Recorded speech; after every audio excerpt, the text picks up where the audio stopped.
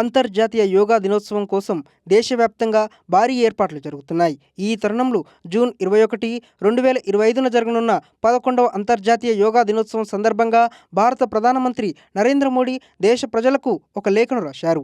ఈ లేఖలో యోగా యొక్క ప్రాముఖ్యత, దాని ద్వారా శారీరక, మానసిక ఆరోగ్య ప్రయోజనాలు మరియు ఈ కార్యక్రమంలో పెద్ద ఎత్తున ప్రజలు పాల్గొనాలని పిలుపునిచ్చారు. ఈ సంవత్సరం 11వ అంతర్జాతీయ యోగా దినోత్సవం ఘనంగా జరుపుకోనున్నట్లు ప్రధాని తెలిపారు. గత 10 సంవత్సరాలుగా ఈ కార్యక్రమం విజయవంతంగా కొనసాగుతుందని, దీనికి దేశ ప్రజల నుండి అపూర్వమైన ఆదరణ లభించిందన్నారు. ఈ సంవత్సరం కార్యక్రమాన్ని మరింత వైభవంగా నిర్వహించాలని నిర్ణయించినట్లు పేర్కొన్నారు.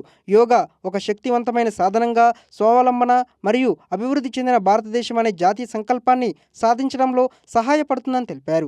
దేశవ్యాప్తంగా ప్రతి పంచాయతీ పరిధిలో జూన్ 21న జరిగే యోగా దినోత్సవ కార్యక్రమాల్లో వీలైనంత ఎక్కువ మంది పాల్గొనాలని ప్రధాని కోరారు. గ్రామీణ ప్రజలు కూడా ఈ కార్యక్రమాల్లో పెద్ద ఎత్తున భాగస్వామ్యం కావాలని పిలుపునిచ్చారు. ఈ సంవత్సరం యోగా దినోత్సవం యోగా ఒక భూమి, ఒక ఆరోగ్యం అనే థీమ్తో జరుపుకోనున్నట్లు తెలిపారు. ఈ సంవత్సరం అంతర్జాతీయ యోగా దినోత్సవం విశాఖపట్నంలో జరగనుంది. ఈ కార్యక్రమంలో ప్రధాని మోడీ స్వయంగా పాల్గొనున్నారు.